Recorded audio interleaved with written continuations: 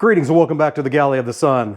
Another episode in our Wide World of Food series. Today we're making lamb barbacoa tacos. Now, barbacoa means meat slow cooked over an open fire. But you can do this in your oven, you can do this in your smoker. There's a bunch of different ways you can do it.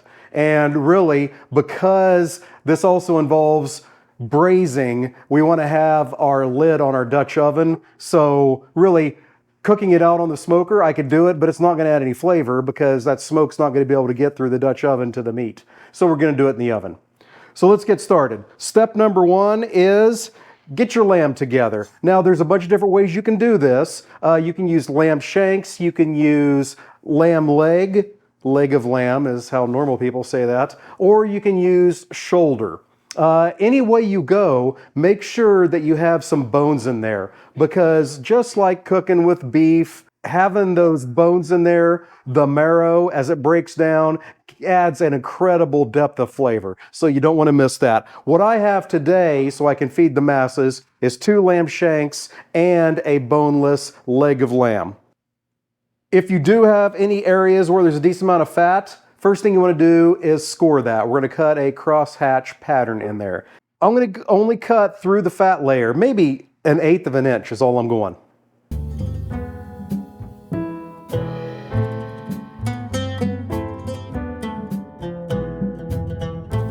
We'll also do that to our shanks. You're welcome.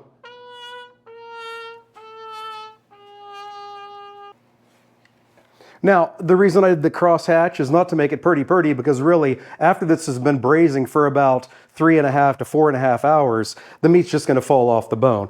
Simply, it is so I can get some of the salt into the meat itself, which is the next step we're going to do. Now we're going to take about a tablespoon of salt. I've got about 5 pounds, 5.5 pounds of lamb here, and we're going to generously salt all the pieces and then set the lamb aside and get working on our marinade.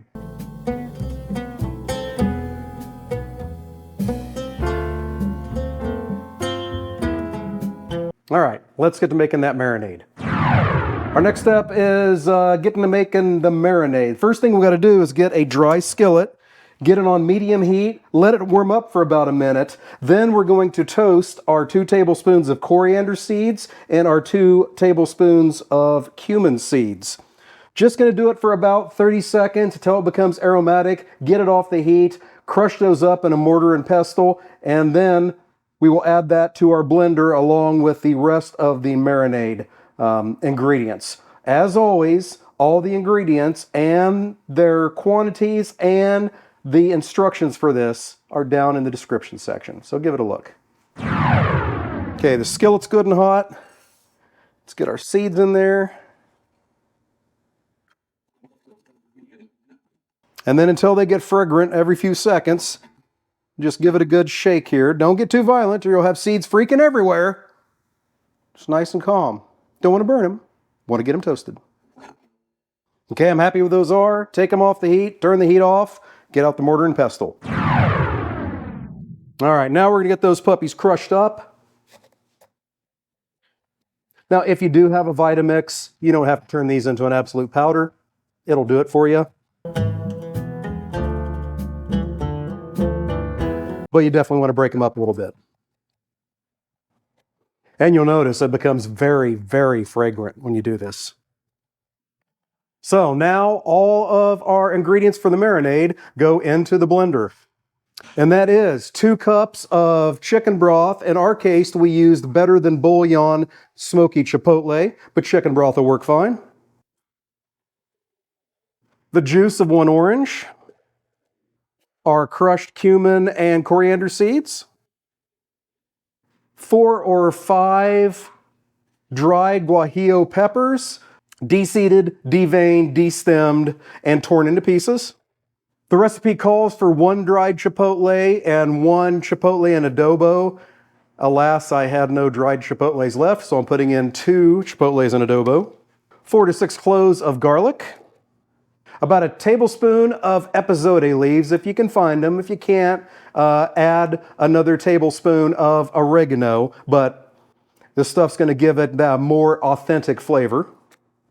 2 tablespoons of oregano, A tablespoon of chile powder. We're using chipotle. 2 teaspoons of salt. 1 tablespoon of brown sugar. A tablespoon of apple cider vinegar. And a teaspoon of cinnamon. Then we're going to blend that up. Oh, damn. That smells good.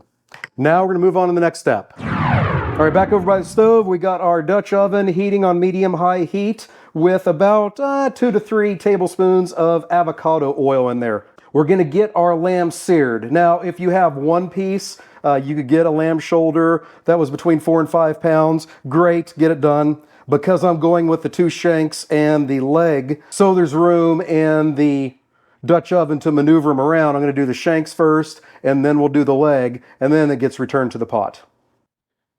So set your salted lamb into the oil, not a-salted. There's nothing worse than that. Thank you. Thank you. Gently and gracefully. And we're going to give it about 3 minutes for each side. We're not trying to cook it all the way through. We're just trying to get a good sear on it, which is flavor.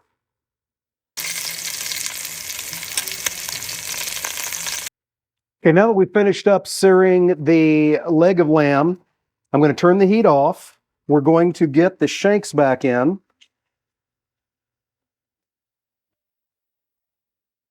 Then we're going to add our 3 bay leaves. And then nestle in our onions and oranges.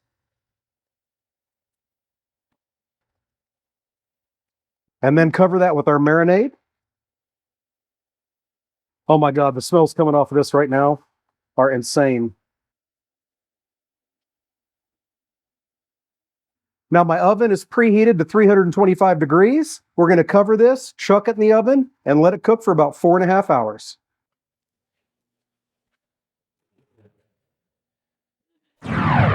As the lamb is cooking in the oven, it's a good time to go ahead and make up the chipotle lime crema, which is going to take our lamb barbacoa tacos to the next level. So what I have here is a cup of Mexican crema. To that, we're going to add half a teaspoon of chipotle powder, about 1.5 teaspoons of salt and pepper, the zest from a lime, about a tablespoon worth. The zest from a lime,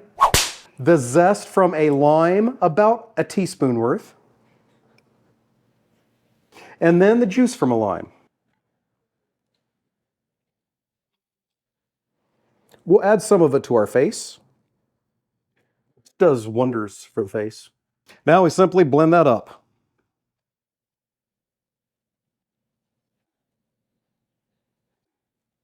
If you plug in the blender.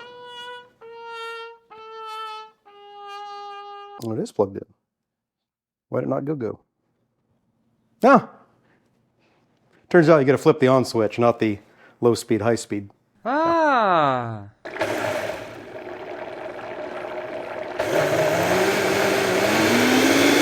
And there we go. Now this goes into a nice little squirt bottle so we can make the pretty patterns on our tacos. And we're good until that lamb gets done. We'll see you then. Okay, the 4.5 hours are done. The lamb is finished. I have taken off the bone. Incredibly tender, very easy to do. Now out to the griddle so we can make our queso tacos. Now we're out here by the griddle. Got it nice and warmed up. So we're going to throw down some avocado oil and then set the tortillas right on there.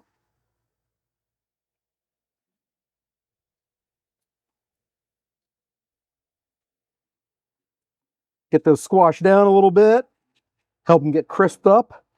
To each of those, we'll add some of our lamb barbacoa.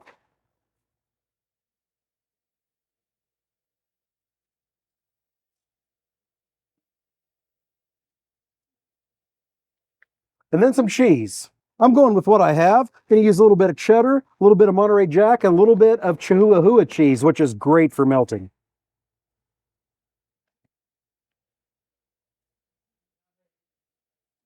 Once we have those cheesed up, now we fold them over to give them their traditional taco shape. You may need 2 spatulas for this. I certainly do. Give it a good squish. And then we cook them until the cheese is good and melty. And then we just repeat until we fed all of our guests, which we got about 6 or 7 today. You'll probably have to re-oil your griddle several times. Don't be skimpy on it, because that's what gives the tacos a good crisp crust. And there's our first 2. We'll keep it going. So as I'm cooking more tacos, I'm gonna give these a try real quick. Make sure I'm putting out a good product.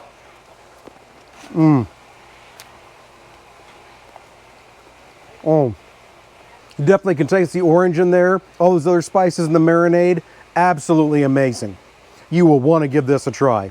So there you go, lamb barbacoa tacos. Absolutely delicious. Thank you so much for joining us today. And until we see you next time, fair winds and following seas.